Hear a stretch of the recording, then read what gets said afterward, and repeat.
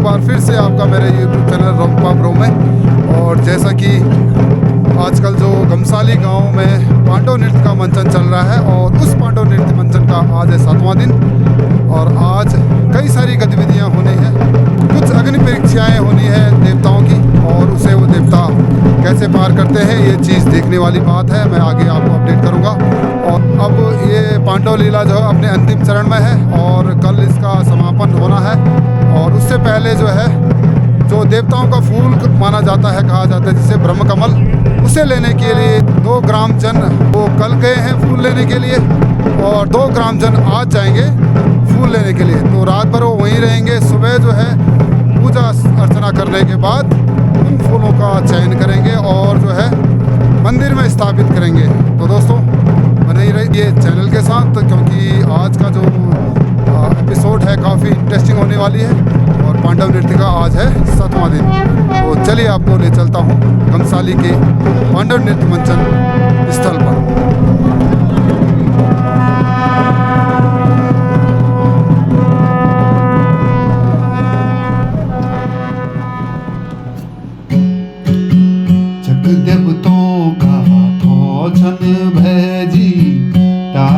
खेलना सरो छन भैजी जगदेव तो कहा तो छन भैजी डाला खेलना सरो छन भैजी बतौल गोंद जग धार मजी बतौल गोंद जग धार मजी वकी हमरा गो छन भैजी वकी हमरा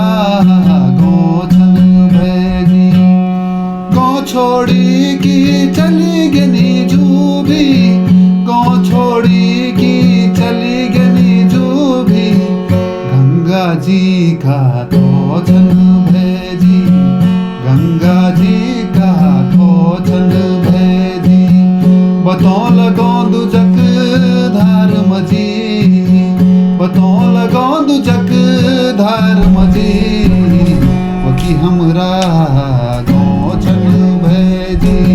वकी हमरा गो छन भैजी।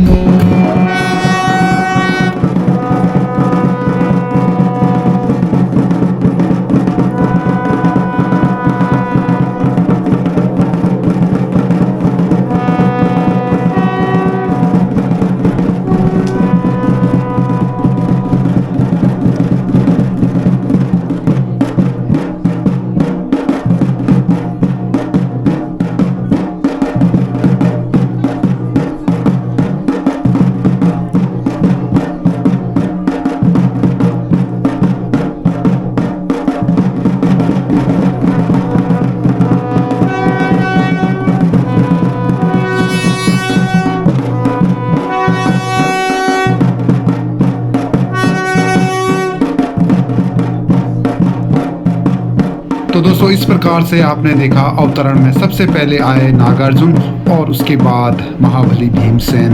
और आज घमसाली पांडव नृत्य मंचन के 7वें दिन दोनों अवतारी पांडव आसन लेंगे यानी कि अग्नि परीक्षा से गुजरेंगे। और दोस्तों आसन लेने के लिए कांटों से भरी सेज तैयार है। और दोस्तों लगभग 1 इंच लंबाई के कांटे इस लेप्ची के वृक्ष में पाए जाते हैं। और दोस्तों दोनों वस्तुओं द्वारा एक बार शुद्धिकरण के बाद यानी कि ठंडे और शीतल जल को अपने शरीर के ऊपर ग्रहण करने के बाद अपने हाथों में अस्त्र शस्त्र लेके से नागार्जुन धारण करेंगे अर्जुन का गांडीव। अब क्योंकि दोस्तों इस बार अर्जुन के पशुआ अवतार में नहीं है, नहीं तो प्रत्येक वर्ष नागार्जुन और महाबली भीम के साथ साथ अर्जुन पशुआ भी इस अग्नि परीक्षा का हिस्सा होते हैं। अभी महाबली भीमसेन को शक्ति चक्र उनके दाएं हाथ पे पहनाया जा रहा है और यह सदियों से चली आ रही एक बेजोड़ परंपरा है। और इस परंपरा का निर्वहन निर्विवाद रूप से बरसों से लगातार चला आ रहा है। चलिए दोस्तों कांटों से भरी सेज के ऊपर नंगे बदन लेटकर और उन कांटों से भरी सेज को बेअसर करने के लिए दोनों पांडव देवता आसन लेंगे। और दोस्तों देखने वाली बात यह होती है कि उन कांटों का असर दोनों देवताओं के ऊपर नहीं देखने को मिलता है। और दोस्तों सदियों से चली आ रही परंपरा में आज के दिन पांडव लीला परिसर यानी कि धर्माना को पूरा नो मैन जोन बनाया जाता है ताकि कोई भी इंसान अवतरित देवताओं के घेरे के अंदर ना आ जाए, क्योंकि दोस्तों आसन लेने की प्रक्रिया में शुद्धिकरण का बड़ा ख्याल रखना पड़ता है। इसलिए दोस्तों निहारते हैं पांडव देवताओं द्वारा आसन लेने की प्रक्रिया।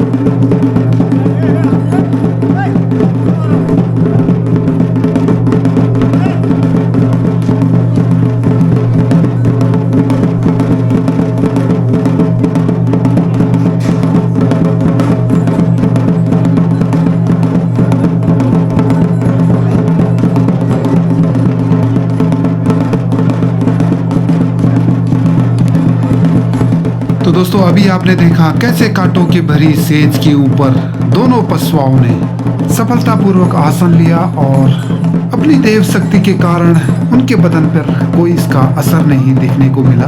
और दोस्तों एक बार आसन की प्रक्रिया पूरी होने के बाद सभी ग्रामवासी जो कि केरबंधन के कारण पीछे बैठे थे सभी आगे आ चुके हैं। दोस्तों ऐसे ही नहीं इसे देवभूमि कहा जाता है। उत्तराखंड मेरी मातृभूमि, मातृभूमि मेरी पितृभूमि, है भूमि तेरी जय जयकारा, मेरा हिमाल है भूमि तेरी जय जयकारा, मेरा हिमाल। तो दोस्तों इस प्रकार से देवताओं द्वारा आसन की प्रक्रिया पूरी होने के बाद पांडव नृत्य मंचन की प्रक्रिया शुरू हो चली है। और इसी क्रम में सबसे पहले माता द्रौपदी को एक शक्ति चिन्ह चांदी का हार उन्हें गले में पहनाया जाता है। और दोस्तों शक्ति चिन्ह माला पहनाने के दौरान माता की उत्सुकता देखते ही बनती है। और दोस्तों उसी क्रम में महाबली भीम को भी दाएं हाथ के ऊपर बाजू में शक्ति चिन्ह यानी कि कड़ा पहनाया जाता है। और दोस्तों ये विशेष शक्ति चिन्ह होते हैं जिन्हें सदियों से पहनाने की परंपरा चली आ रही है और इससे शक्ति की पराकाष्ठा और भी बढ़ जाती है। और दोस्तों यह प्रक्रिया पूरी होने के बाद हमारे गांव के सम्मानित बुजुर्ग श्री किशन सिंह कुंवर जी देवताओं को धूप बत्ती करने के लिए जलते हुए अंगारों को इकट्ठा कर रहे हैं ताकि पांडव नृत्य मंचन शुरू करने से पहले देवताओं और स्थल की पूजा करने के लिए धूप बत्ती को अच्छे से जलाया जा सके। और दोस्तों जैसे कि आप देख पा रहे हैं पांडव देवता सहदेव और भाव देवता द्वारा पांडव नृत्य मंचन से पहले पांडव देवताओं की पूजा और धर्माना के बीचों बीच स्थित यज्ञ कुंड और पवित्र भवानी पत्थर की पूजा अर्चना की प्रक्रिया अभी चल रही है।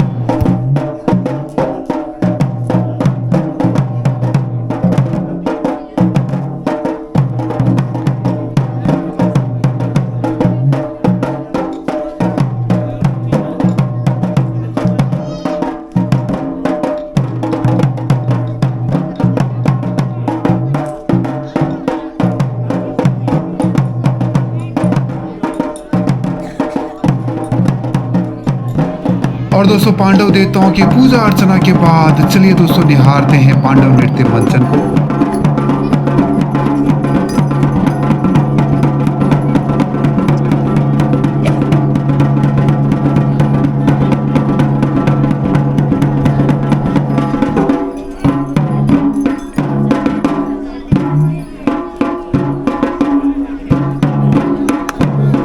भाई जी